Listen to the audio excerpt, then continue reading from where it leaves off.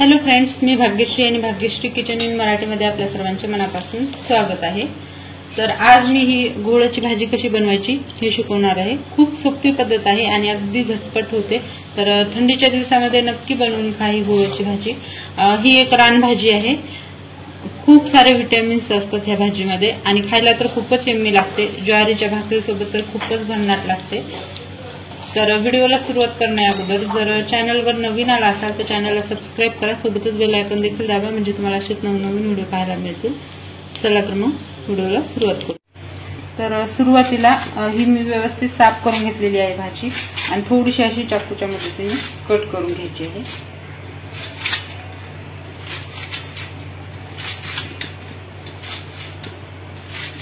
व्यवस्थित कट करून घ्यायची आणि 2 ते 3 पाण्याने स्वच्छ आपल्याला ही भाजी धुवून घ्यायची आहे।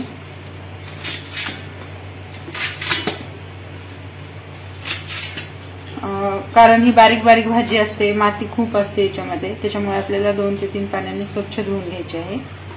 तर मी अगोदर स्वच्छ धुवून घेते।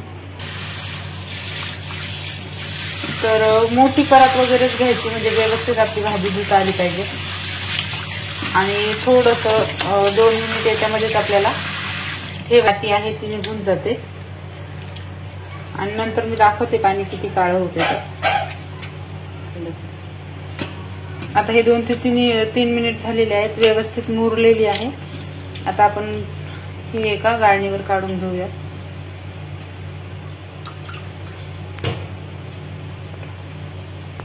तर कॅमेऱ्यामध्ये तेवढं क्लिअर दिसत नाही, पण पाहू शकता पाणी किती घाण झालेलं आहे। आता परत याच पद्धतीने मी 2 वेळेस धुवून घेते आणि नंतर दाखवते। तर भाजी मी व्यवस्थित साफ केलेली आहे आणि इथे थोडीशी मुगाची डाळ 10 ते 15 मिनिट अगोदर धुवून इथे मुरवण्यासाठी ठेवली होती। सालीची मुगाची डाळ आहे।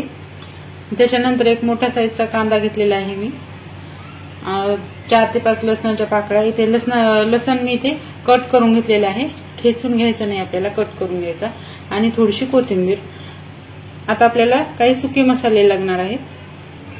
तर इथे मी एक उबळी तेल गरम करण्यासाठी ठेवलं होतं, त्याच्यामध्ये थोडीशी आपल्याला मोहरी टाकायची आहे आणि मोहरी व्यवस्थित तडतडली की लगेच अर्धा चमच इथे मी जिरं घालणार आहे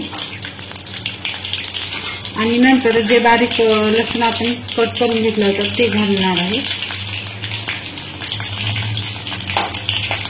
लसूण थोडासा फ्राय झाला की आपल्याला त्याच्यामध्ये कांदा घालायचा आहे। जे आपण मोठ्या साईजचा कांदा कट करून घेतला होता ते याच्यामध्ये आपल्याला घालून घ्यायचं आहे।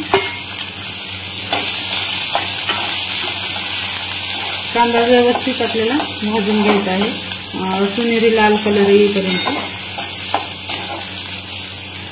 आणि शक्यतो ज्या सुक्या भाज्या असतात त्याला कट करूनच लसूण टाकायचा, म्हणजे त्याची टेस्ट मध्ये मध्ये खूप छान येते। उन्हाळ्यात नक्कीच मी ही भाजी बनवून पहा, खूपच टेस्टी लागते।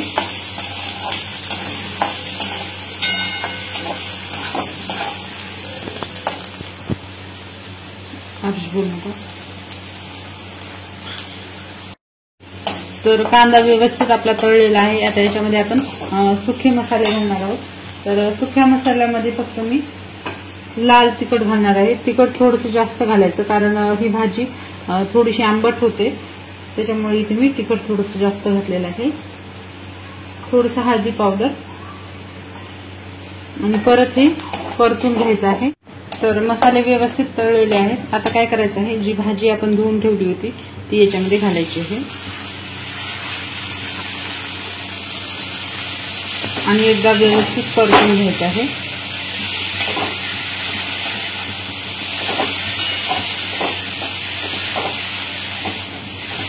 ह्या भाजीला कांदा खूप छान लागतो, जितका जास्त कांदा असेल तितकी भाजीला चव येते। व्यवस्थित परतवल्यानंतर याच्यामध्ये आपण मीठ घालणार आहोत। तर जेवढं लाल तिखट घातलं होतं त्याच्या आकाराने आपल्याला याच्यामध्ये मीठ घालायचं आहे। मीठ घातल्यानंतर परत एकदा भाजी आपल्याला खालीवरी करायची आहे आणि ह्या भाजीमध्ये पाणी खूप असते, त्याच्यामुळे आपल्याला एक्स्ट्रा पाणी घालायची बिलकुल गरज नाही। जे आपण डाळ भिजू घातली होती ती याच्यामध्ये घालून घ्यायची आहे।